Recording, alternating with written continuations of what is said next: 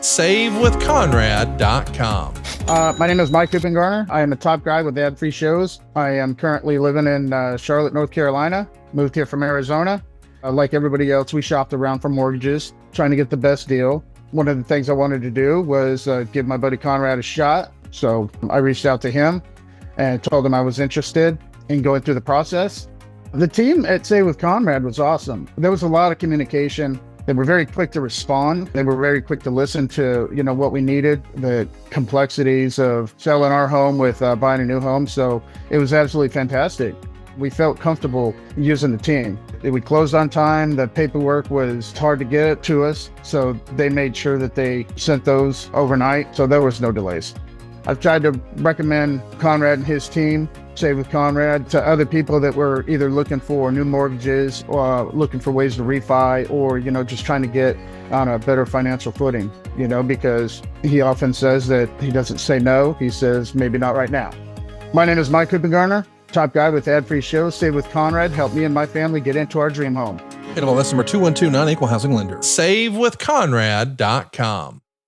Hey, it's Conrad Thompson, and you're listening to Grilling JR with the voice of professional wrestling, Mr. Jim Ross. Jim, how are you, man? I'm good. I'm excited. Big week coming up in the world. Big pay-per-view. I'm excited about that. These kids always rise to the occasion. They work harder, seemingly, on pay-per-views. So I'm very excited for their opportunities, because a lot of them have got some great opportunities this week to have some matches that people will drop their jaw on. Should be a lot of fun. It's going to be one of the best pay-per-views of the year. You and I have said it for years. It feels like AEW always finds a way to over-deliver on pay-per-view. They exceed expectations. They are the kings of wrestling pay-per-views. And as Tony Khan might say, this one's one for the sickos. It's happening this Sunday in Los Angeles, California. Still a handful of tickets available at the Crypto.com arena. You used to know it as the Staples Center. And check it out, man. AEWTIX.com is where you need to go. That's AEWTIX.com. And what a card it is. To determine the number one contender, we'll see Swerve face off with Ricochet. Let's talk about some of these matches, Conrad. Swerve and Ricochet, there's no reason that shouldn't be one hell of a knockdown drag out. I think it'll be very physical indeed. Those guys both have that style. They want to make sure they impregnate that style into the consciousness of the AEW fan. They're both due to have big matches. So, and Ricochet's kind of in a rebuilding, retooling. Is he going to become a full-time bad guy? How's Swerve going to react to that, or is he? Does he have to, or does he not have to?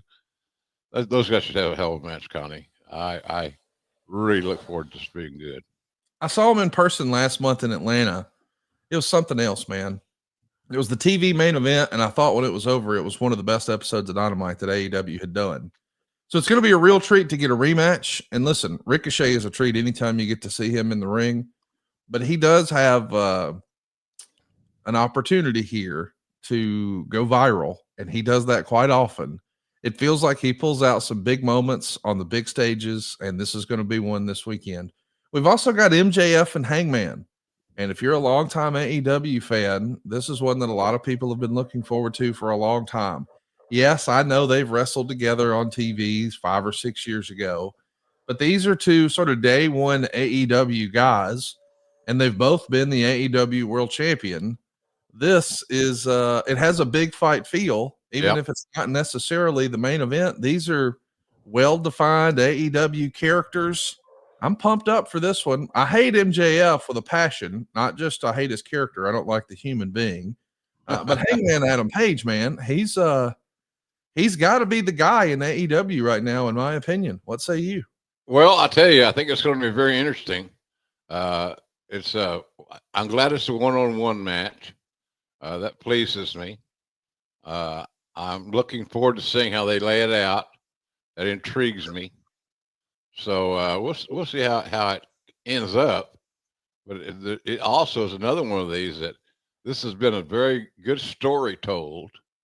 And why wouldn't you why wouldn't it be good? If unless one or the other has not got his wrestling shoes on, so to speak, this one should be damn good. We've also got to talk about the tag title match. What a match this is going to be. The Hurt Syndicate are the champs, and they're coming in against the Outrunners. I'm pretty fired up about this one. I think the Outrunners have become a major merch mover. Friend of the show, Cassio Kid, it's his absolute favorite tag team.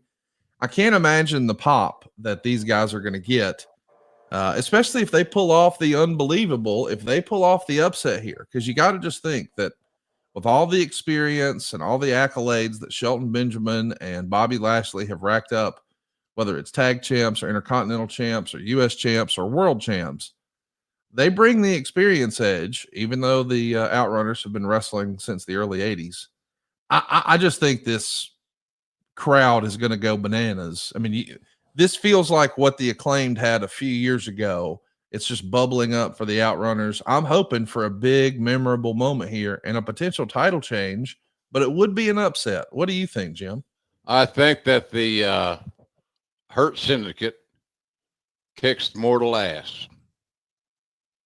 And ends this thing. They're not going to work by the hour, as I've said. So I think the champions will retain in a significant way. We're also going to see Mercedes Moné. She's looking to retain her TBS championship. Any predictions here, Jim? Well, until somebody beats her, Conrad, I got to go with her. I don't know how she's doing it. I don't know if it's Windows and those saying, but anyway, she's doing it, and she's just not losing. Got to admire her for that. She's just not losing.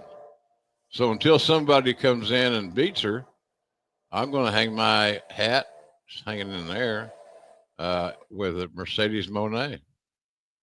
I want to mention, if you're hearing some weird noises from your car stereo today, that is not in your car. That is indeed at JR's place. Next door, at the condo next door at him in Jacksonville Beach. They're remodeling the balcony. So you may hear a little bit of construction. And I apologize. Yeah. If it's something we could control, we would. It's here yesterday. It was here yesterday. So on we go, and we'll do the best we can.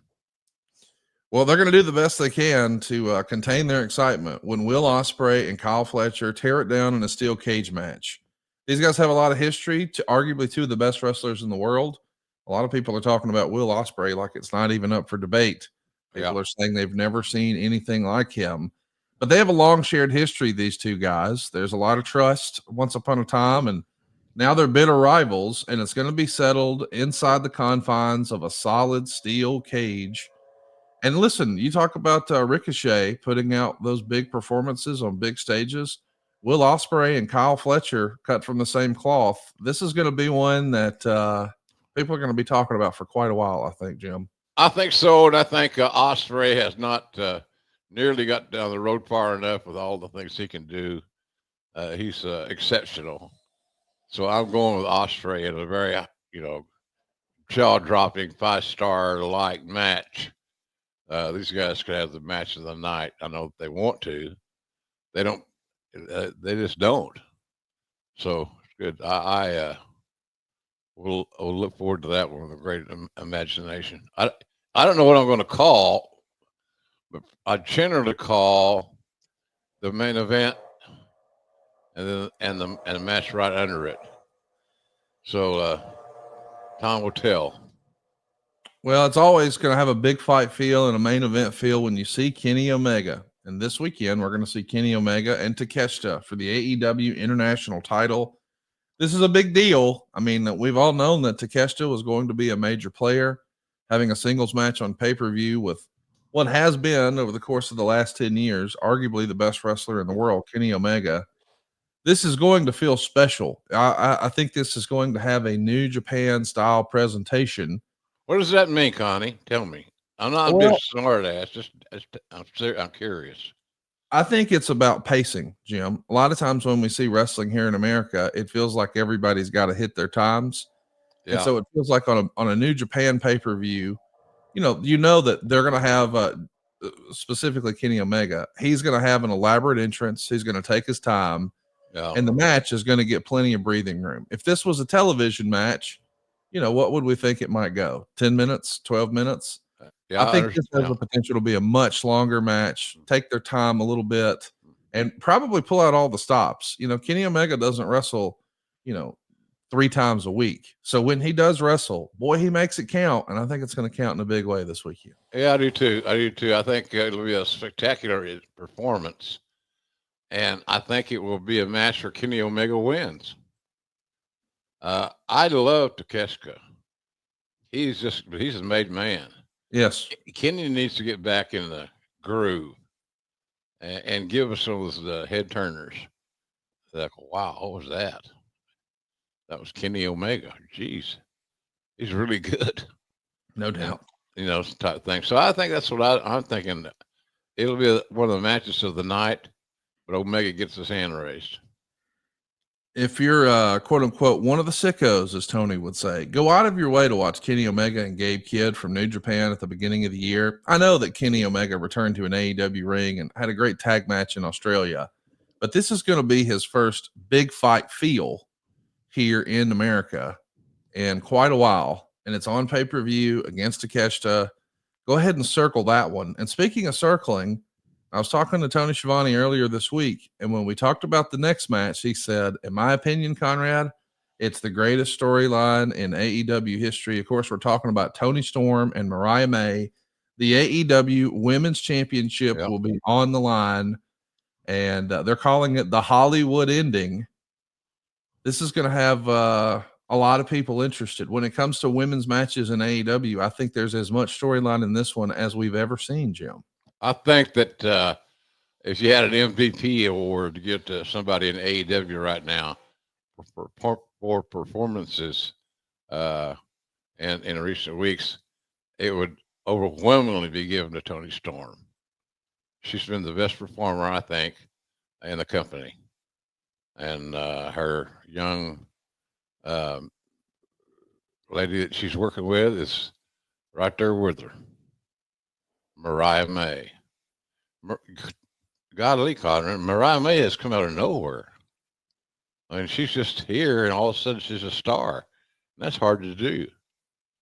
So anyhow, I how Mariah May and Tony Storm's story, easy for me to say. But boy, they got a good one going, and they work well together. They hold nothing back.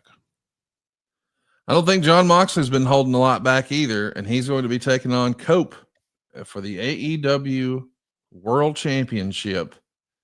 And this is, of course, a culmination of the feud that Cope has had with the Death Riders. This feels like it could be a main event anywhere in the country, given their shared history here and in other places. Both former world champions, Hall of Famers, no doubt. The trouble I look at, or I think about when I look at this stacked card, Jim, is where do you put, I mean, how do you format this? How does everybody follow that? Like, this is going to be a tough ask. My concern is timing. Be my concern. It's just you get more than you bargain for. I don't know how long the pay-per-view window is. Probably 4 hours, I'm guessing.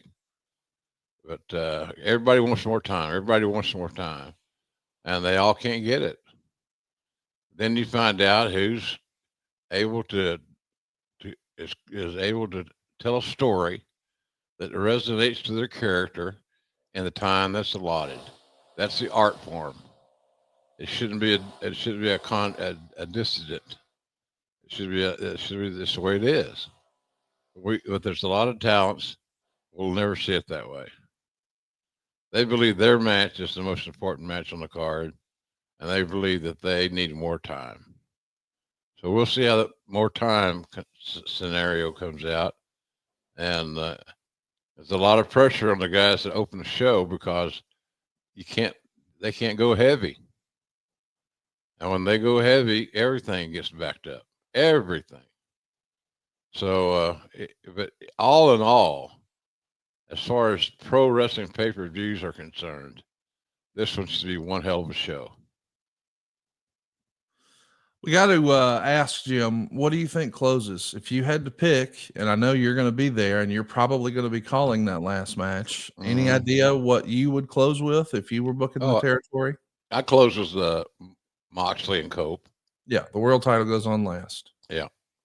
I'm still old school in that respect. A world title goes on last. So I would stick I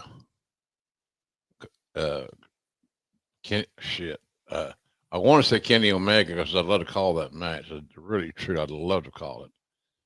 And it may be Kenny's semi-main. I'm not sure. Is he one of your favorites that you've ever called before? Like Kenny Omega? Yeah, because he's always innovating new things. He's adding new things, new little nuances to his matches. And he understands the business. But there's other matches that's going to be the semi-main, and I'm sure some are as part of watching this or are saying this that it's the closer needs something. You need something else to close with, and there's something you can close with Kenny. But I'm old school, and I'm always steadfast in saying it should be Moxley and Cope for the title. Well, I can't wait to see it. It's going to be on pay-per-view. Be sure to check it out on Triller TV or be there in person, AEWTIX.com.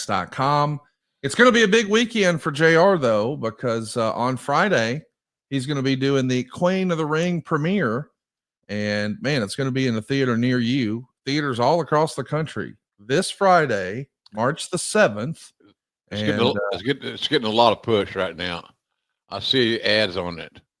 On a lot of television shows. I was watching I was watching NXT this week, and they had some ads in there for Queen of the Ring. Are we going to show a little trailer? Let's do it. Oh, honey, I had a bad dream. Only dreams that we make come true, are we? We're going to wish away all those bad thoughts. 1, 2, 3. I promise you, my son, our lives together will be special. Where's your little boy's father, anyway? Mister, I ain't gonna marry no circus freak. He done let me over this. Billy Wolf! I'm really curious to see what you can do with her. You barely know him.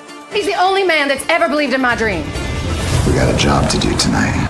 You go out there, you wrestle your heart out.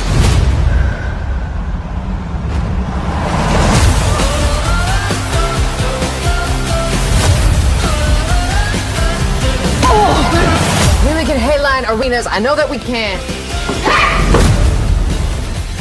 I want to talk to you about putting 2 of my girls on your card. My main event is heavyweights and then main.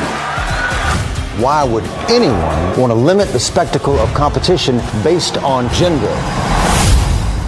Looks like we're cleaning up every night of the week now. It's got me thinking, Billy. I want us secured as equal partners. Then do what's right for business. Honor the deal or we shoot. You will do what I say, or you will find yourself cleaning toilets in some arena after my show comes through. Mom, all the tickets you 2 ever sold had your name on them, not his.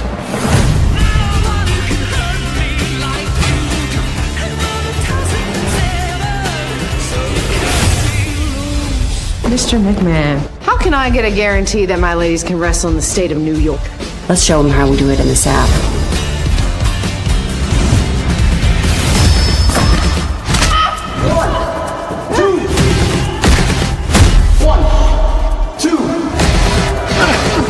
Come on, Mom, get up. Remember. 1, 2.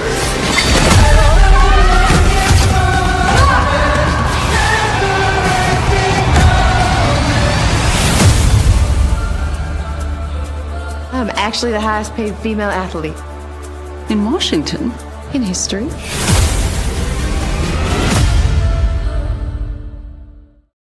Time is coming up, boy. March 7th. I can't wait. I've already seen it twice, and I love it. Just love it. It's got so many points to it that make you want to stop and listen more. It's about the history of our business. You know, when Mildred started her career, there were no women's wrestling. If they had it, it was like an exhibition. Oh, here's, and Mildred wrestled men for years. And I just think you guys will love it. It's a wrestling movie about real people and how they got in there, how they created a women's division in wrestling that we all see today. And it wasn't pretty, it wasn't easy, and they got screwed around so much. There's a little bit of the Sopranos in it, Conrad. I know I know back in the day you're a Sopranos fan. Oh yeah. But it has a little Sopranos in it, a little intrigue in that respect. It has stuff with the federal government. And of course, that doesn't count the local promoters that screwed them at every turn in the road. So it's just amazing what a single mom could do with enough fight. And the other good thing is that I like the realism of it. It tells a true story. And sometimes during the film, if you're like me, it pisses you off. But I sure did enjoy working on that project. I'm going to know the Observer, I think, this Friday to talk about it. So that's always fun. Check it out. Queen of the Ring. It's this Friday. You'll see Jim Cornette play the NWA commissioner, Sam Mushnick. You'll see Cornette did a good job, Conrad. You know, he did. I'm sure. I saw a couple of snippets of his work. I thought he did a great job. So Tony Storm's in this one, Trinity Fatu, Britt Baker, Camille, and I think there's even a director's cut version that has Mickey James. And if you're a Walton Goggins fan, he plays Jack Pfeffer, who's one of the more interesting characters in the history of wrestling. Go out of your way to support this one. It's going to be in theaters nationwide this Friday. It's called Queen of the Ring. I'll be there on Saturday, but Jim, you won't be. You're going to be in East Moline, Illinois for the QC Toy Show. For tickets and more information, go right now to qctoyshow.com. What a big weekend you've got, Jim. Friday is the movie premiere. Saturday, you're making an appearance, meeting fans, kissing hands, shaking babies, one of those. And then on Sunday, you're back in LA calling big time wrestling. This feels like JR's getting back in his groove as he fires up another heater. I don't know, Conrad. I'm going to make that. I think we discussed with the promoter the toy thing, and I won't be able to get to both places, to there and to Los Angeles, and fulfill my commitment. So I'll make it up to them at another point. They know that anybody that's booking me knows that I have to take care of home base first. That's AEW, baby. And that's AEW, and I don't mind that a bit. It's fine with me. So it's good. So I think that's how that's going to work out this weekend. All focused on pay-per-view. PSA for anyone who rents. If you haven't heard of BILT, you're about to thank me. Earning points on rent is now a reality when you pay your rent through BILT. You don't even have to check with your landlord to start earning points that you can use towards flights, hotel stays, fitness classes, and even your next rent payment. Let me break it down for you. There's no cost to join BILT, and as a member, you'll earn valuable points on rent and on your everyday spending. BILT points can be transferred to your favorite hotels and airlines, and even the ones you haven't heard of. There are over 500 airlines and over 700,000 hotels and properties around the world you can redeem BILT points towards. Points can also be redeemed towards a future rent payment and even unique experiences that only BILT members can access. So if you're not earning points on rent, my question is, why not? Start earning points on rent you're already paying by going to joinbilt.com/JR. That's joinbilt.com/JR. Make sure to use our URL so they know we sent you. That's joinbilt.com/JR to start earning points on your rent payments today. We don't talk about politics here on the show, and we're not going to start today. But I do feel like we need to acknowledge that someone you know personally very well is now officially a member of Trump's cabinet. The new Secretary of Education is Linda McMahon. She's been confirmed.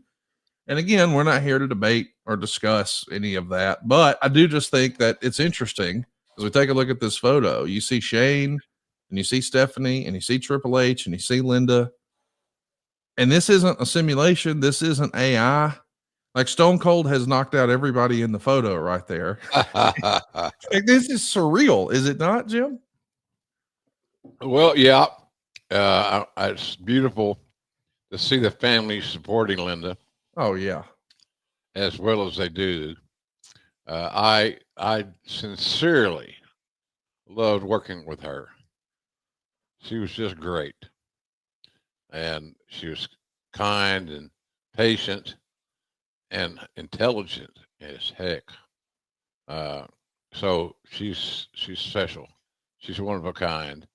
So if all the cabinet members have our diligence and all that, and people will let the McMahon image and the Trump image go by the wayside, you'll see what I'm saying, because she's going to do a great job.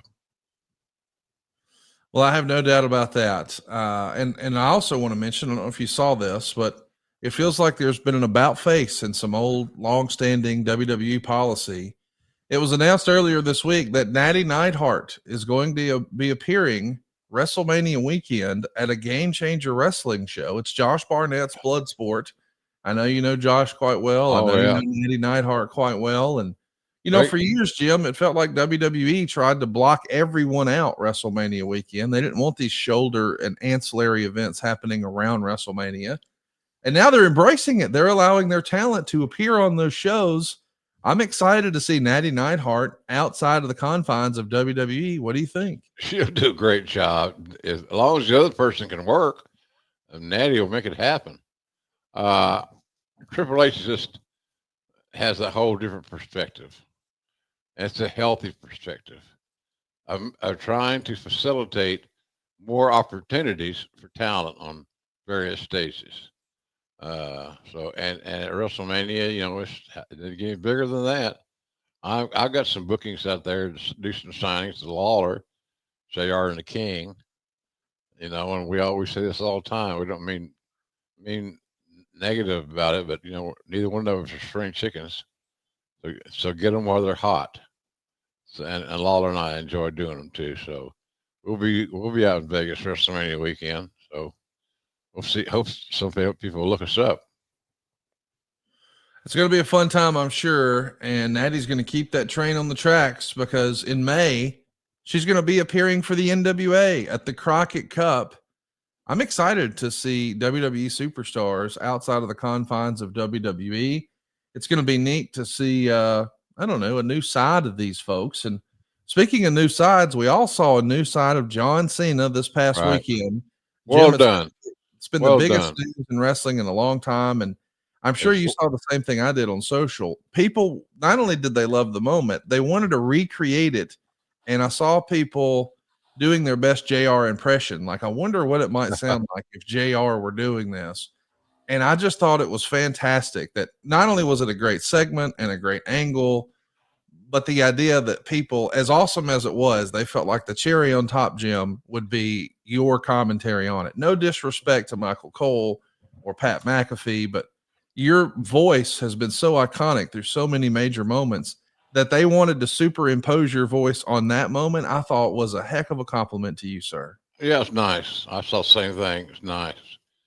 It's just, I feel badly because it takes away from Michael Cole, and that's not the objective. Or no, but everybody's got their taste. You know, my delivery and my presentation and moments like that are different, and they're not. I don't think that you can replicate them. That's just me. What do you think of the actual execution of the angle? John Cena is a heel, of course. I liked it. I liked the hell out of it. I thought it was timely. I thought it made sense. I thought it was it added to the show, and it was a jaw dropper to say the least. So, but I had no issues with it at all. I thought it was just fabulous. Good TV. I'm looking forward to seeing it pay off. It's been a lot of fun. I know that. Now, what's that mean? What's their deal mean now? They got, what's Rock gonna do? Do we know? I don't really know how to answer that. It's John Cena and Cody Rhodes for the world title in the championship main event of WrestleMania. Okay.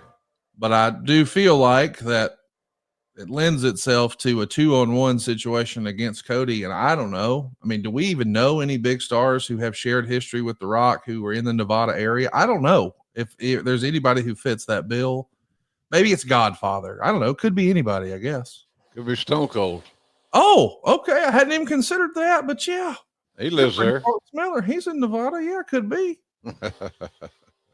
Of course, we're having a lot of fun with the greats, but I'm fired up about a heel John Cena. Do you remember when you were there? Was it ever seriously discussed? We've always heard the story, and we heard it secondhand, that Vince allegedly would say something like, "We can't do that. This man feeds us." I think he's implying all of the merch sales. Obviously, Cody is in that spot now, so maybe it makes sense. And Vince is no longer there, so maybe it's a little easier. Do you remember there ever being serious discussion about Cena turning heel prior to what we saw this past weekend? A lot of people wanted it to happen, but Vince was always very, very reticent and pulling the string on that deal. And one of the reasons is that what you mentioned, Cena's merchandise numbers were astonishing. Well, we know it's a whole new ball game now, and I can't wait to see what they do with it. But I'm also looking forward to our topic, because our topic today is a throwback and one of the all-time greats, the one and only Nature Boy Ric Flair. I can't believe we've never done a profile piece on Rick here on the program, so I'm excited to do that. But from what I've seen in my research, I think the first time you may have seen him would have been like 1976. So he's only a couple of years into his wrestling career. For Leroy McGurk, maybe. Does that sound right? I saw him for Cowboy Bill Watts at the same time period. Okay. So yeah, he was the best. I mean, he was the best on the card that night. He's the best on every card I've seen him on since then. You felt that way even before he was champion? Yeah, I sure did. I just believed in him as a performer. Nobody else is like him. He made himself unique and different. And that was all I needed. I couldn't get enough. I couldn't wait to see him the next time. I've always been under the impression that they sort of sent Rick out on tour almost as like a trial run before he became world champion. Of course, being the NWA world champion meant you were going to go territory to territory, and they needed to know you were reliable and you could work with their local talent and you could make them look good and you could get the fans engaged. And most importantly, can he sell tickets? So I've been under the impression that Crockett would send Flair out to a variety of different places and different territories. So you saw him pre-NWA title, right? Oh yeah. Yeah, I sure did. And he was just the best guy on the card. As far as he would come into a territory to wrestle with the top guy or another top guy, and he should be good. He's wrestling the top guy on purpose. But he stood out. He left you wanting more every single time. So, but he was learning how to be a heel, and that was his focus. And he was spending all his energy on being a heel and working hard. If you need color, I'll take care of it. If you need this, I'll take care of that. But he was just really superior. I got to see him in the early days, Conrad. He'd have great matches and have great parties. We got to mention that you saw him as the NWA champion in 81, not just the more memorable run he had after he beat Harley at Starrcade 83, but he would be in the McGurk territory after McGurk and Watts split, and he's going to defend against Steve Oslanowski and Pork Chop Cash. So these are not necessarily big time stars. That was for Cowboy. Okay. And the reason he did because it made those guys that Rick worked with the better by far, and it helped the territory. Territory guys look good against the champ. He had that great ability to make people look better than they truly were. And that for a territory, that's a gift. Hey, do your balls stink? Yeah, I bet they do. It's time to upgrade your life and your personal hygiene with the best whole body deodorant on the market, and it's safe to use anywhere on your body. When I say anywhere, I mean anywhere. You can use Mando on your pits, your balls, your thigh folds, your belly buttons, your butt cracks, and even your feet. You see, Mando was created by a doctor who saw firsthand how normal BO was being misdiagnosed and mistreated. It's been clinically proven to block odor all day long and control odor for up to 72 hours. You can try Mando in a solid stick deodorant that's been formulated and powered by mandelic acid to stop odor before it even starts. And you can also use my favorite, the spray deodorant. It's aluminum free and ideal for those hard to reach places. All of their products are baking soda free and paraben free. So you can even choose from a variety of fresh scents. They've got bourbon leather, they've got clover woods, Mount Fuji, and Pro Sport. Here's odor better than just a shower with soap alone. Are you ready to try America's #1 whole body deodorant formula right now? Well, the good news is you can find them in Walmart, Target, and other retailers around the country. But for the best deals and to support our show, go right now to shopmando.com. That's where you'll find Mando's starter pack, and it really is perfect for new customers. You'll get the solid stick deodorant, the cream tube deodorant, and 2 free products of your choice. I like the mini body wash and the deodorant wipes. And you can even get free shipping. And as a special offer for our listeners, check this out. New customers can get $5 off a starter pack with our exclusive code. That's like 40% off your starter pack when you use the code JR at shopmando.com. That's shopmando.com, shopmando.com. Please support our show and tell them we sent you. Smell fresher, stay drier, and boost your confidence from head to toe with Mando. Well, I got to ask you, at that point, you had seen the Funks and Jack Briscoe and Harley Race as NWA champs. Obviously, Rick is really just getting started. How did his performance as champ in 81 compare to those other guys? Well, he was in the same conversation was Rick and the Funks and the Briscoes. He wasn't quite to their refined level, but he was sure as hell getting close to being there. He eventually would get there and exceed his predecessors. That's just his mindset. He was going to be the best without question. And they, how he was booked and the talent, and then all of a sudden talents wanted to work with him. And there you have it. That folded up the click. It was all good. So, but he was a natural, the most natural pro wrestler I have ever seen. Wow, what a compliment that is. As legend has it, at least how Dave Meltzer has explained it in the historical pieces in the Observer, is that the original plan back in 81 was that the NWA was done with long-term champions. Instead, they wanted the belt to be shuttled back and forth between Ric Flair, Dusty Rhodes, and believe it or not, Ted DiBiase. Well, Dusty got his run and then dropped the belt to Flair. Flair was such a draw that DiBiase never got his turn, and Flair sort of dominated the title for the rest of the decade. Is that accurate as far as you know? Were there original plans for DiBiase to be in that triangle with Dusty and Rick? And I think was so successful it didn't happen? I think so. It has been talked about a lot. Teddy would have made a great NWA champion. He could work babyface or heel. He's big enough to work with anybody. He was reliable to all that had worked with him in various territories. His skill set was very good. So Teddy was in that conversation as well. It was hard to get all the politics out of it.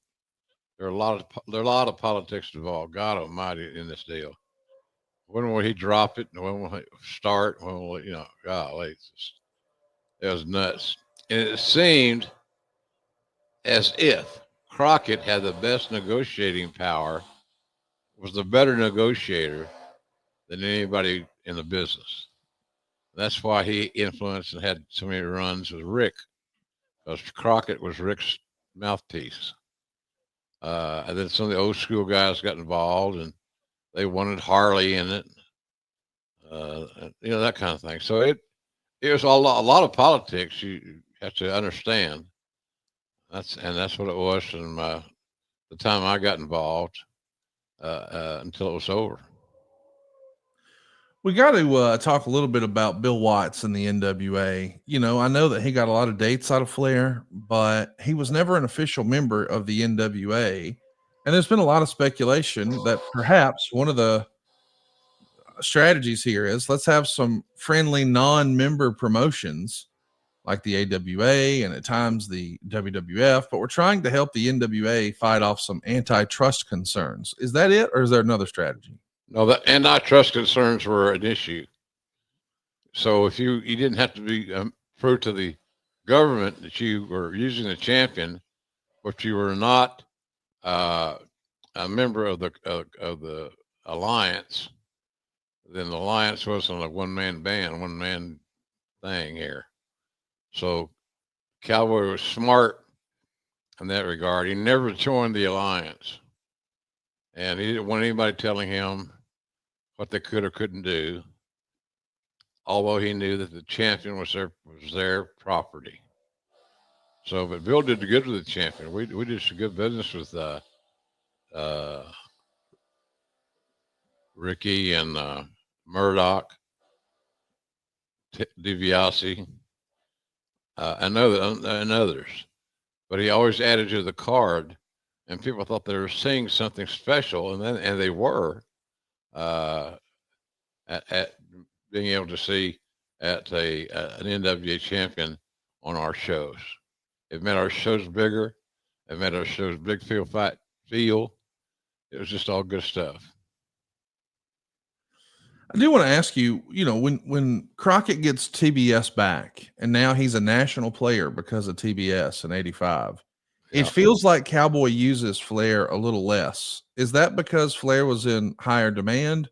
Yeah. Or did Cowboy see that as a potential threat that, hey man, if he's their star, I don't know that I want to have another big star for another promotion who's on national TV on my show, and then they just follow him and start watching that show? Or what is the thinking there? The thinking was Flair had fewer dates. I got you. And it had less availabilities. So that's what happened there. Rick loved coming to work for Cowboy. We had fun. We produced some great angles, and we had some great business with Rick, and he had fun partying and enjoying himself in Cowboy's territory. He always he needed a limo. Cowboy get him a limo, and he flew on Cowboy's plane a lot, so that helped him out, get him out of the airports. They're seeing with Murdoch, so he was also surrounded by great workers. If you're Ric Flair, then you certainly say, goddamn, I can have good matches with these guys that Bill's booking against me. And he pays well. And we did pay him well. So it was good. I really enjoyed his times coming down there. That's kind of where we bonded, he and I, to become such close friends. So, have a favorite watering hole or a favorite place to go get a bite to eat? In Tulsa, we did a restaurant right across the street from the arena. I can't remember the name of it. We shut that down many times. And I almost cost me to get a divorce. My wife couldn't understand why I was on so late on TV nights. Yeah. Until she realized it was the common denominator was Flair. He has that effect on people. He do. Even when you marry his daughter, he has that effect on people. Hey, I do want to ask you about a crazy story from 85. I don't know if you ever heard this, but this is from the Observer back then. Strange and bizarre things going on when Flair was scheduled to start his tour. Rick arrived in Japan on May 18th, got off his plane at the Narita airport, met someone, then got on the next plane heading back to the States. Word immediately got out he was headed to work for Inoki or McMahon. But when Rick got back, he sent word he returned because his mother was very ill and he would return back in Japan in time for his bout on the 23rd with Choshu. I'm not sure what the real reason Rick went home was, however. That's what Dave Meltzer wrote back then. This does feel weird that he would make the incredibly long trip over to Japan and then turn right around and come right back. Yeah. Did you ever hear that story? What do you think was going on there? I heard the story. I thought that his mom was ill. Okay. But, the crazy, wacky world of wrestling could have been something else. I felt like that, at least still today, that it was a more personal issue than it was business.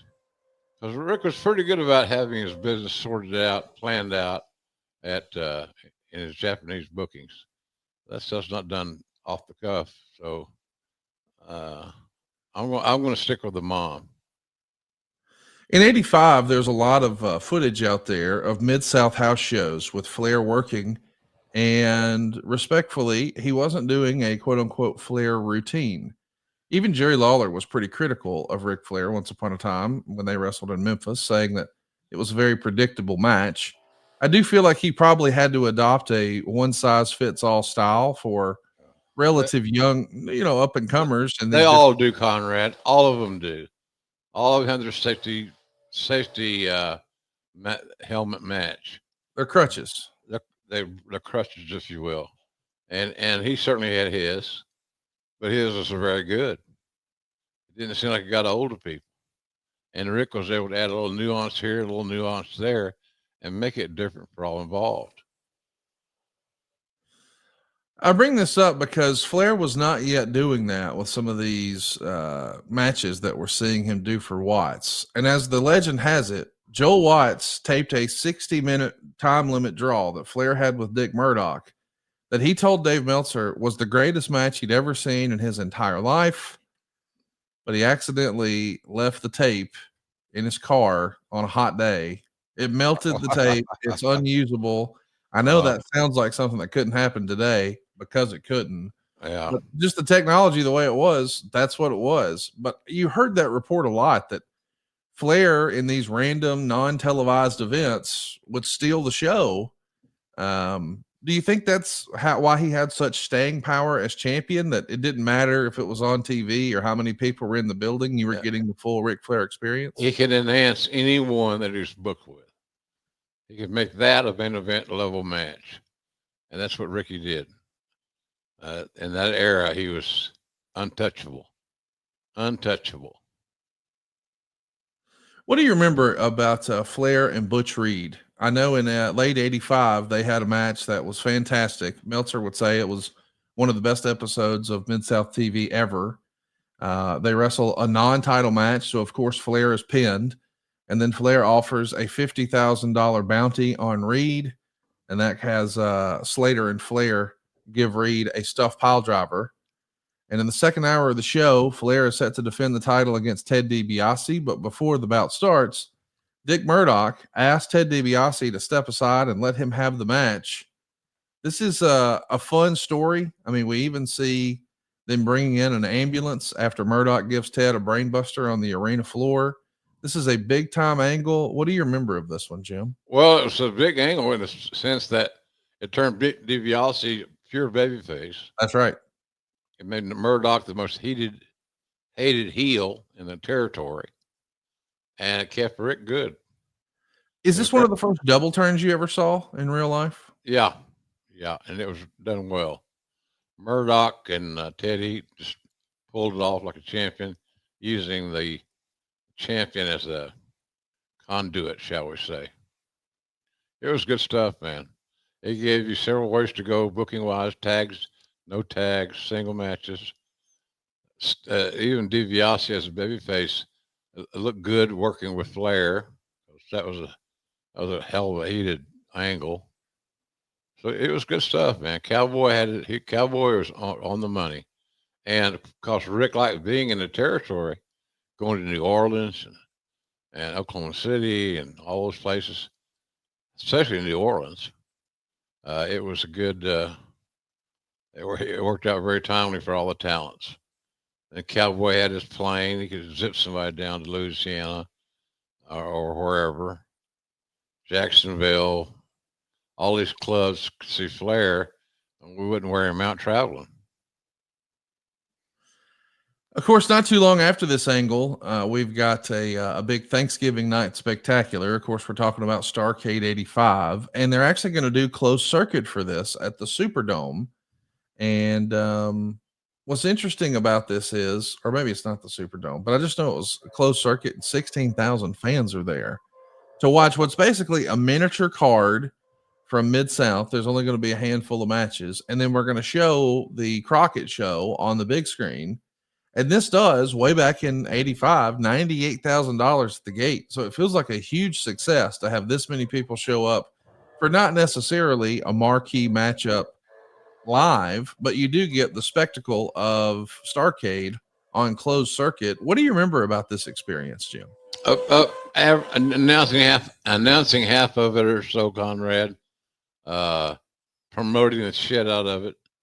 Really hard promotion to let everybody know that they could watch it and enjoy it. And the card that we had from Mid-South was not a bad card. It was our top stuff. So Junkyard Dog was hot, so as I recall. And so he was enough to turn the needle without question. And then, pardon me, all the guys he was working with at that time. So Cowboy had his card hot and ready to go.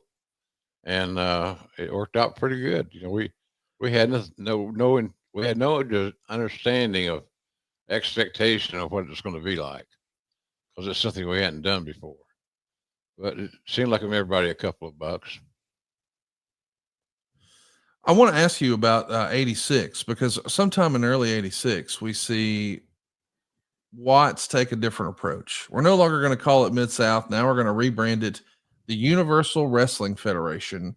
We're going to abandon television tapings at a studio style setting at the Irish McNeil's Boys Club in Shreveport. And instead, we're going to start doing arena shoots for our television. Right. Tulsa and sometimes even Oklahoma City. What do you remember about him thinking, Watts at the time, him being the pronoun there? Was Watts thinking this is the only way to compete with Vince? I've got to match his big show feel. And He's got to upgrade productions. Basically, bottom line, upgrade production. That's why we started taping in Tulsa more often than not. We would do a 2:00 show in Oklahoma City that would not be televised. And then we would come to Tulsa from Oklahoma City, drive the talent over there, and talent would be responsible for getting there on time. And then we'd have I think generally a 5:00 taping in Oklahoma City. So it's doable. The driving time was hour and a half, 2 hours max. So everybody would converge on Tulsa, and that's where we'd produce television. I'm pretty excited to ask you about the Crockett Cup. I know that this is a super promotion that we're going to try to do between both what Watts is doing and what the Crockett's are doing. It's going down at the Superdome. It's called the first annual Jim Crockett Senior Memorial Cup. It's April 19th. And we are going to bring in stars from everywhere, not just Crockett and the UWF, but All Japan, Central States, International Wrestling in Montreal, the CWA in Memphis, Championship Wrestling from Florida, and Portland Wrestling. So it feels like, you know, this is a super card. And I know this is a challenge whenever you've got co-promoters like this. How did Watts and Crockett sort of coexist during an event like this? They seem to coexist pretty well.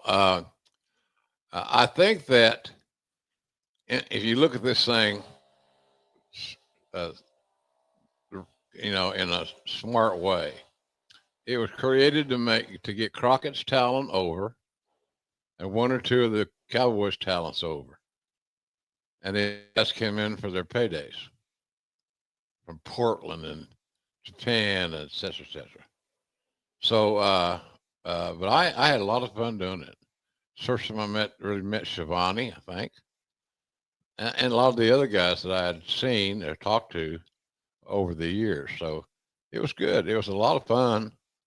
I wish it had done better, but it didn't do horrible.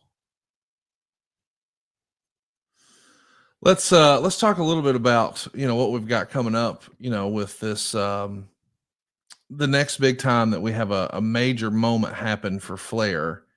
It's going to be the title win from Mr. Garvin. Of course, Ronnie Garvin is going to beat Ric Flair September 25th at the Joe Louis Arena in Detroit. And this affords him the opportunity to win the NWA World's title. It's a cage match, and it's Crockett's debut in Motown. And the last minute of the title change airs on WTBS. And this is big time news. There's over 8,000 paid at this show. It's $111,000 gate. We've spent a little bit of time talking about it, but this is how we're getting ready for Starrcade on Thanksgiving in Chicago. What'd you think of that Ronnie Garvin Ric Flair cage match for the title? It was deadly, man. It was deadly. They beat the shit out of each other, for real. Go back and look at it. Those chops and the accumulation of chops was unbelievable. Unbelievable. I didn't know how they were going to withstand each other for the entire match. You got to change what you're doing because you're beating the hell out of each other. But Ronnie Garvin and Ric Flair were absolutely amazing. It's it make you cringe watching it. Of course, the actual pay-per-view, Starrcade in 1987 is, the beginning of the end for Crockett Promotions. Of course, the Survivor Series is created to counteract this. And we've talked about this a lot, but it does feel like, that this is Vince McMahon doing his best to sabotage Starrcade. And he was successful. We got out promoted. Yeah. I mean, bottom line, we can say all we want. Yeah. It's not knocking the talent, but we were essentially out promoted on that night. They had a better show than we did, and they had more influence than we did. So it's too bad because I love that card we had against them. Good card. I'm fired up to talk a little bit about Flair and Garvin just as a match, because I know that these guys absolutely tore it down in the cage match. We had a rematch here. Vince sabotaged it, and I feel like Garvin's his career never attains these heights again. Do you think that? I know that this was not a huge success, Starrcade, and I know that Flair had sort of been Mr. Starrcade, 83, 84, 85, 86. So you can't really say, well, it's not successful because of Flair. And you and I know it was Vince McMahon counter programming the thing and we made a decision to move it out of Chicago. But I'm wondering, was history unkind to Ronnie Garvin? Do you think he got, poked with the ugly stick when really this isn't his fault, right? None of it was Ronnie's fault. But he had a great match with Rick, great chemistry. They literally went for it. They beat the shit out of each other, and seemed like doing it. Man, they were physical in those matches. Anytime that they were booked together, that's the direction that they went. Intensity, painful. It's something special that you don't see every day. I do want to ask you about the way Crockett booked, or specifically Dusty booked Ric Flair. There's been criticism through the years that some people feel that Flair could have been an even bigger star, but the way he was booked maybe hurt him a little bit. When you take a look at the way Vince protected Hulk Hogan, that's not what we're doing with Ric Flair. But with respect to Dusty, one's a babyface and one's a heel. Did you think Flair could have been booked to be an even bigger star, or was Dusty making the right calls? Well, the Flair, Ronnie Garvin marriage was a surprise to many of us. I think we didn't give Ronnie enough credit, and he deserved more credit. But he was a special guy, and boy, they went for it. Their style was so different than anybody else's style that I can remember at that time. It's very unique booking. I look forward to it because they were men's men. Let me tell you.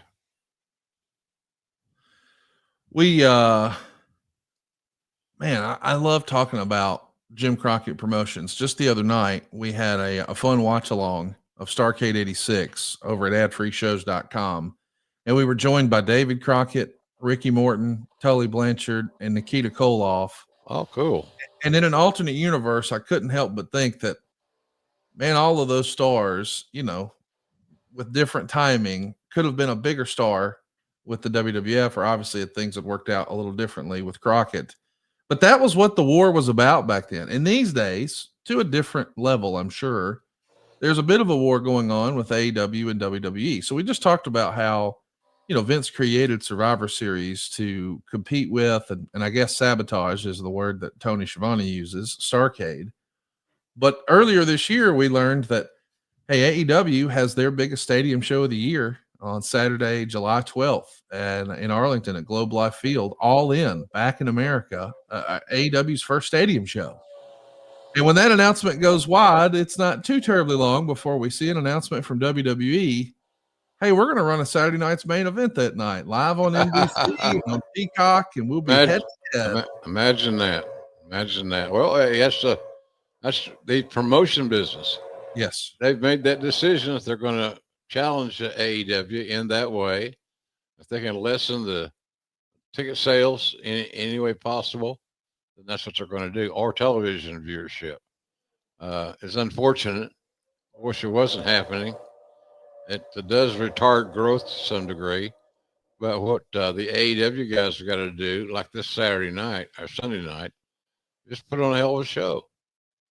Forget about what else is running on TV. There's a lot of things on television that's good. Sporting events, all those type of things. But it's up to the talent to go out and do their business the best way they can. And that's why I think some of these shows or these kids the wrestlers take it personally. And I think you'll see that on Sunday night. I do want to ask you a little bit about Starrcade 87 here, because it's written in the Observer that a lot of the matches were shorter than they expected and shorter than most JCP matches are. They even talk about how short the Flair match was, that they expected it to be longer. Now, Flair and Ronnie did go 17 minutes and 25 seconds.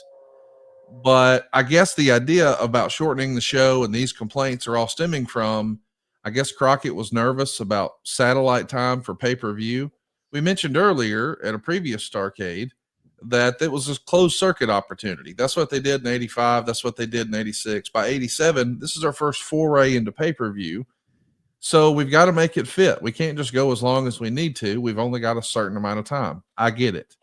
But it does feel like if we have a concern about time and not being able to really put forth the best in-ring product, maybe we could have taken some matches off. I only say that because I know in the WWE at this point, well, it's all about sports entertainment. And here in JCP, we pride ourselves on being quote unquote real wrestling. It's not the cartoony Hollywood stuff. It's down and dirty. It's hard hitting. But if we're going to make shorter matches, now maybe that does start to feel a little sports entertainment-y, if that's even a word. I just freestyled it. Did you think that we weren't presenting JCP at their best at Starrcade 87, or is that people trying to overanalyze things after the fact? It might be the latter, but it certainly you certainly got a case for that. I don't know that we're delivering the very best of what we could deliver. The other criticism is that JCP ran the night before Starrcade at the Nassau Coliseum. So this is their debut in quote unquote New York. I know it's in Long Island, but whatever.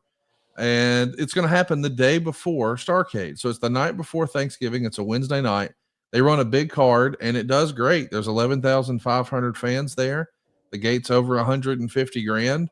But it's a big show, so the guys are pulling out all the stops. Like the main event is the Road Warriors beating Ric Flair and Lex Luger, and there's a lot of action here. So because they're in the shadow of Vince's WWF promotion, again, they're making their debut in Nassau Coliseum in New York. I'm sure the guys are turning the volume up, but now they're asked to do it again the next day in Chicago. That couldn't have helped either, right? It's challenging. It really is challenging, no doubt about that. But we did it. And the talent, all the talent pulled it off pretty well. The second night wasn't a stinker. the second night there in Long Island was a good card, and it was a good show. So all those things could have been cleaner and prettier if everybody had been running against each other and headbutting and all that stuff. It was hard. That's just a lot of wrestling, and people should not have been made to choose, in my opinion, what card to support. All right, folks, want to put you up on game, as the kids are saying these days. You know, I have kissed a few frogs when I'm trying to grow my businesses. Once upon a time, I decided to double down on all my advertising. And man, I blew out my budget on radio and TV, and it worked. But then eventually I realized, hey, you know what? I'm not even listening to the radio as much as I used to. I need to get some digital advertising going. I didn't know who to call, so I called my same radio and TV reps. And sure, they placed an order. Yes, they took my money. Did they get me results? You see, calling the TV and radio reps to help me buy digital advertising is a bit like if your kid broke their arm and you just ran them on down to the Jiffy Lube. Hey, yeah, that guy can fix your car, but he can't fix your kid's arm. You need a specialist. You need Eric Nichols and the guys at Envision Marketing Consultants. My leads went up. My understanding of what I was buying went up. My overall understanding of the space went up. And I learned about more options that would have been great tactics that I would have never known about had I not talked to Eric. First of all, let me tell you, this costs absolutely nothing. If you're a small business owner, you need to go right now to conradsguy.com. Let Eric's team take a look at what your company's doing in digital marketing. And listen, they got decades of experience. And more importantly, I trust that they're staying on top of the technology and optimizing my campaigns. They know these algorithms are changing every day. It's not like what worked 5 years ago works today. But if your business uses SEO or pay-per-click or targeted display or streaming Hulu or maybe YouTube or even Amazon ads, you owe it to yourself to go right now to conradsguy.com. Let my buddy Eric take a look. I'm talking to you if you're B2B, if you're retail, you're food and beverage, you're manufacturing, even nonprofits, and certainly even mortgages.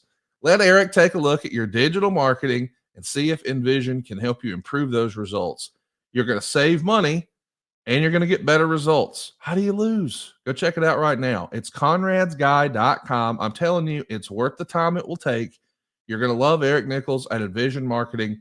Let's get on track. Let's make this the best year you've ever had in business with conradsguy.com. That's conradsguy.com.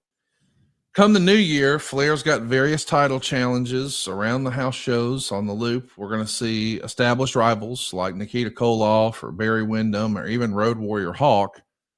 But one new challenger breaks out of the pack. Sting. He's a pickup from the UWF, and he's been getting over very organically. Yep. And he gets to shoot a big angle on Worldwide Wrestling, crashing and ruining Ric Flair night. How do you recall Dusty and the rest of the crew sort of warming up to Sting, especially relative to the other UWF guys? Because it does feel like Dusty made it pretty clear, hey, JCP talent are here and the UWF guys are down here. Oh, I do that. But with Sting, it feels like he makes an exception there. What's the thinking? Sting got over. Got over big time. What wasn't I think the Sting evolvement came later than it needed to. I think that Sting was ready for the top spot and to challenge Rick and just create a whole atmosphere of a babyface champion than not. They had great chemistry. I couldn't wait to see them work because I thought that'd be Steamboat Flair-esque because of the chemistry they had. So I think we were a little bit late on the Sting, at least in my opinion, looking back on it. I do want to mention, of course, we know where this is headed. Sting is going to be the challenger at the very first Clash of the Champions special. It's live on TBS. And this is the Crockett Counter-Strike, the brainchild of Dusty Rhodes. They want to mess with our pay-per-view. We'll mess with them back. We'll give away a badass show live on TBS for free. Yep. Heads up with WrestleMania. And who better to main event than the Nature Boy Ric Flair? His opponent, as you know, is Sting. They go to a 45-minute time limit draw. This is where a lot of people believe that they made Sting. But even bigger than that is this is a major opportunity for Crockett to have a live show, heads up with WrestleMania, a super card, if you will. And we're going to be testing our production and everything else. So you've got 3.5 stars is what Meltzer would say for the overall opportunity of this live experience, saying, hey, this is their first time. They'll tighten some things up, but he could not love the main event anymore. Well, maybe he could, a 1/4 star. He gave it 4 3/4 stars. This is interesting because we're trying to bring in some star power. So we have guys at a judging table. You've got a fellow from Leave It to Beaver. You got Jason Hervey for the Wonder Years. You got a Penthouse Pet of the Year. I mean, this is kind of crazy what we're doing, but we're pulling out all the stops here. What do you remember of that very first night we saw Sting and Ric Flair? We had those judges, and they were worthless. You know, I don't say worthless. It wasn't necessary. Yeah, we didn't need the judges. Let's go a time limit draw, call it a day. And that's what happened. They had Rick and Sting had a great match. That's the first time I worked with Shivani on that level. 2 play-by-play guys calling the show. And that was a big thrill for me and Anthony as well. You ask him today, and he'll say the same thing. We had a chance to be a part of a history there, and it was fun doing it. It was an incredible show, an incredible match, and the result we probably knew going in. It's not likely that they're going to crown Sting the new champion, but he's still a made man. And it turns out they're going to be looking to do it again because it was such a huge success. Sting and Ric Flair on TBS did a 14.5. How strong is that? It must have made people want to watch.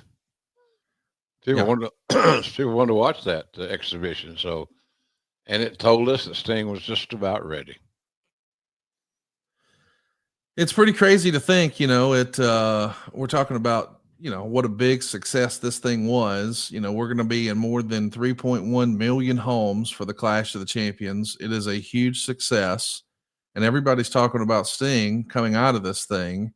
And I know people are excited about Sting, but respectfully, if Sting had almost any other opponent that night, I don't know that they'd be talking about it the same way. No, of course not. Right? Yeah. The Flair was a straw that started to drink. Certainly. Our problem was we had nobody to follow up on it with. We didn't have a strong heel for Sting to face. We had them, but they weren't ready. You know, I could see Sting in a lot of long-term programs, especially against Barry Windham or Tully Blanchard, another guy that would have been great. We just didn't have him ready. And Flair was, of course, ready for anybody because he was a made guy. He was the champ, and he had a title. So, but he was good. I mean, we just didn't have no depth there. We weren't prepared for the success.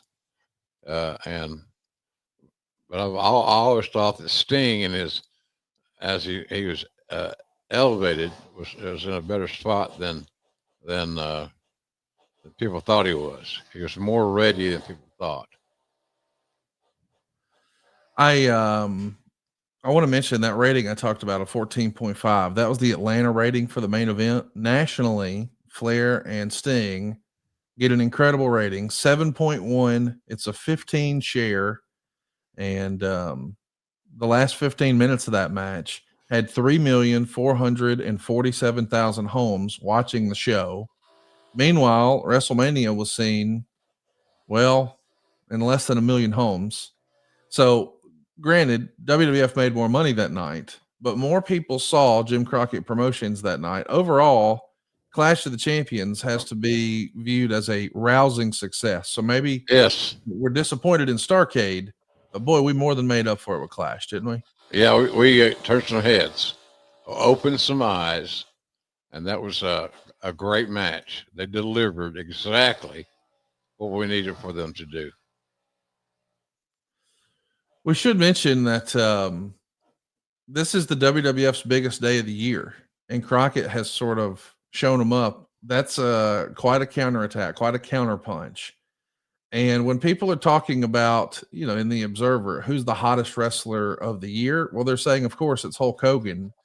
But the second hottest guy in the business coming off Sunday is quote unquote undoubtedly Sting.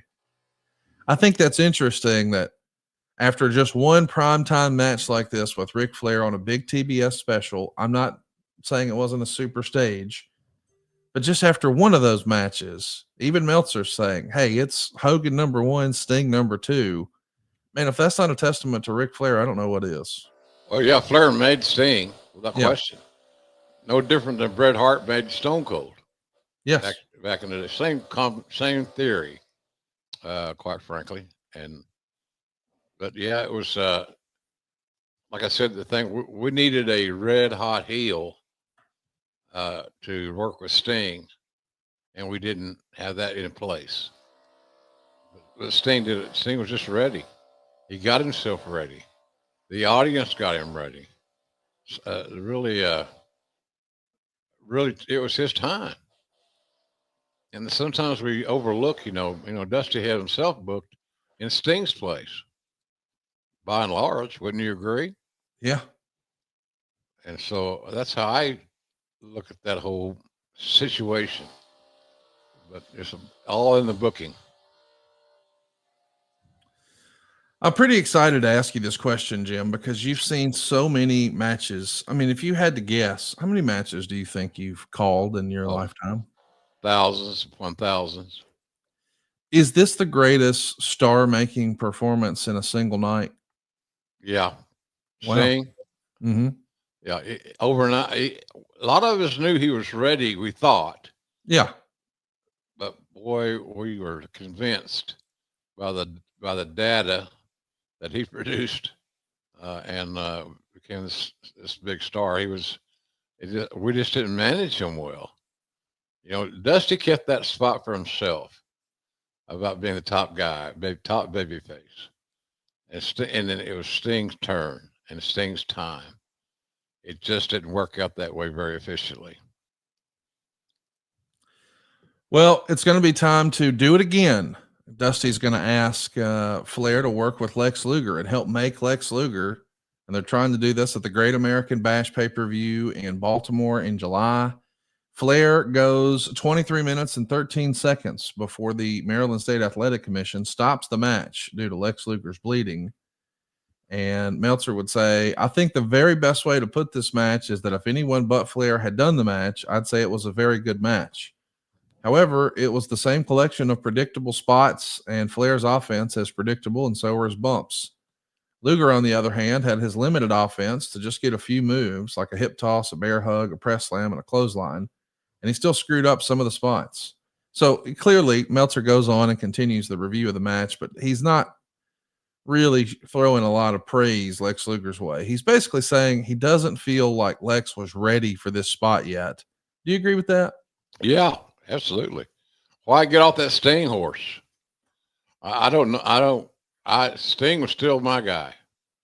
And I like Lex, but we tried to make two stars with one guy, and it just didn't seem timely. It was still Sting's world, and we kind of ignored it. Well, here's there's been a lot of discussion through the years. I've heard people say that Dusty was watching the match in the backstage area, and when Flair chops Luger in the corner and Luger just flexes out of it like that doesn't hurt me, and the crowd pops, allegedly Dusty looked to someone and said, I think I got this one wrong. The idea being maybe we should have switched it to Lex that night. Maybe he did want to second guess his decision. I know that Flair, being the champ and having a babyface chase, that was sort of the NWA way. And the WWF was more of a babyface territory. We've got our masthead and Hulk Hogan, and now we just need a heel factory for him to run through. Yeah. Do you think that Luger's career would have looked differently had he won the belt here from Flair at the Great American Bash in July? I'm still trying to get back to Sting and Flair. Yeah. That's my goal as individually. It's my goal. I don't know. I have to think about that a little bit. I don't think Luger was ready for it, but I still stand fast on Luger, or excuse me, on Sting and Flair. There's where your money is. And Flair could have passed the baton and made Sting the champion, and Sting could have worked with various guys, including Lex. Creatively, you know, fans are always going to point to this match and be upset with the finish because it stopped for blood, but in reality, there wasn't a lot of blood. And, you know, Luger wasn't bleeding like a stuck pig. He didn't have the crimson mask, none of that stuff. You saw more blood on a week in, week out basis on Memphis TV than you saw here. So fans leave the show pissed off. Yeah. Tony Schiavone has said before, he doesn't remember feeling that with a crowd ever before, where people are leaving and they're mad, and not in a good way. Like they're pissed off, not at the athletic commission, not at the heel, but at the promotion. From a financial standpoint, it does work though. You saw August 19th for Richmond, Virginia. They drew about 13,000 fans paying $141,000. Now that's 32 grand more than it was just a few weeks prior to the Great American Bash. So we made Lex Luger and the heel retained. So I guess it accomplishes what we were looking for. But how do you think you burned fans that night, or did it work? Because hey, they left pissed off, but they showed up next time. So what are we talking about? I kind of think we left some money on the table. Okay. I really do. I think we missed more than anything, Conrad. We missed an opportunity for all of us. It was Sting's time, and we should have gone that way. Sting should have been the champion. It's pretty amazing to see all the record business you guys do with Luger and Flair after this. You do it in Richmond, you do it in Charlotte, you do it in Baltimore. I mean, it does continually work. And maybe the message we've sent fans is, hey, Luger has Flair's number. It's not a matter of can he beat him. It's a matter of when will it happen, and do you want to be there? Pretty much. That kind of tells the story. And the undercard is pretty strong too. You've got Arn and Tully wrestling the Midnight Express.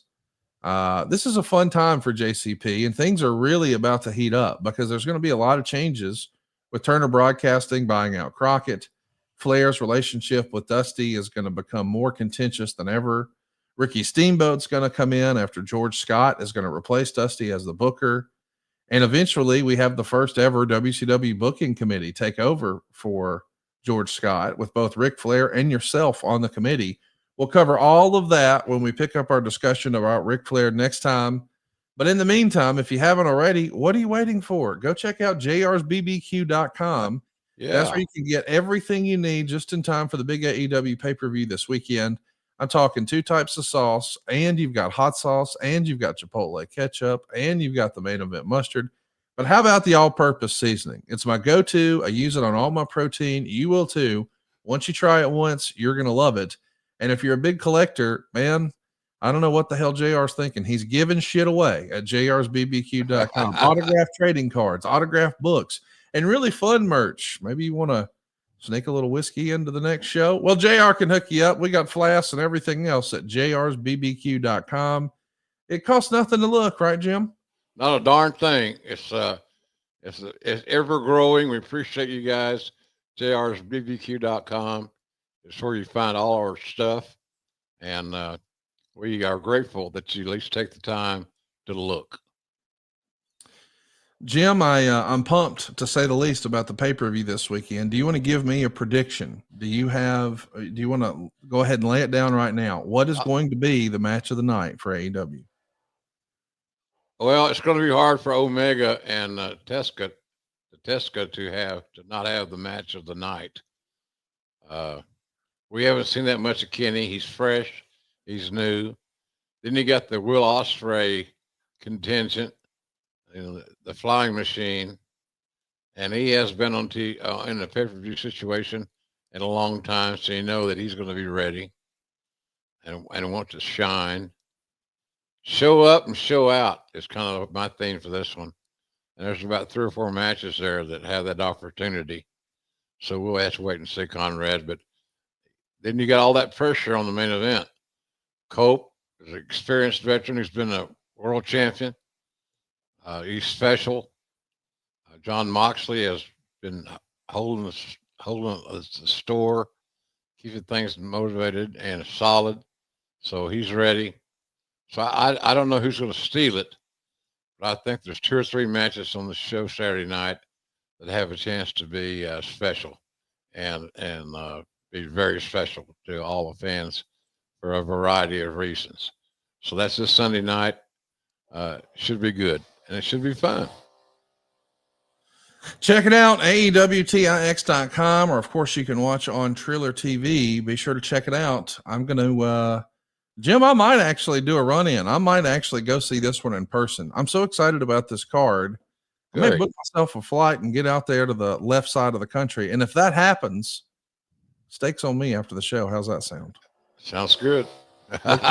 Boys, we'll see you. It's going to be a big Sunday, and we can't wait to see you there. It's AEW Revolution, and stay tuned because next week and every Thursday we're going to be coming at you right here on Grilling JR with the voice of professional wrestling, Mr. Jim Ross. And don't forget that the great Mildred Burke store, Queen of the Ring, is going to debut this Friday, so in theaters.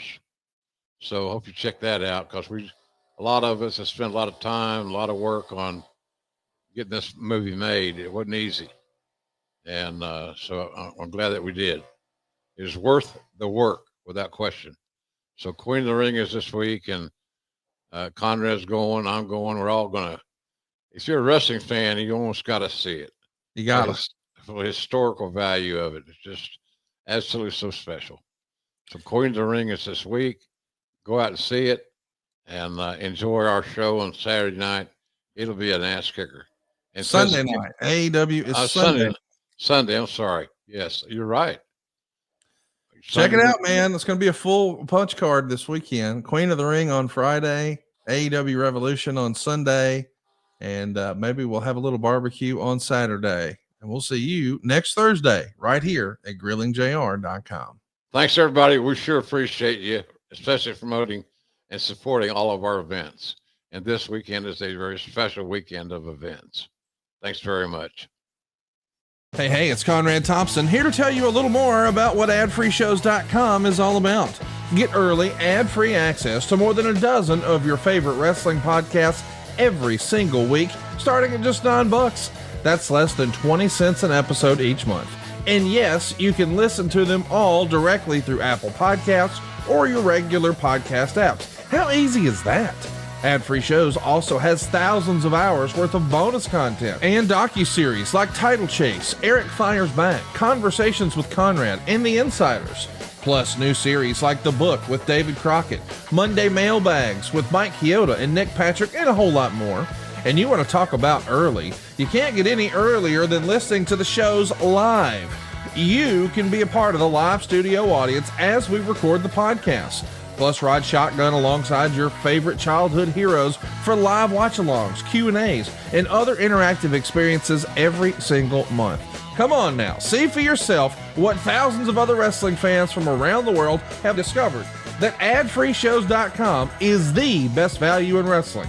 Check it out today, and hey, when you do, the first week is completely free. adfreeshows.com.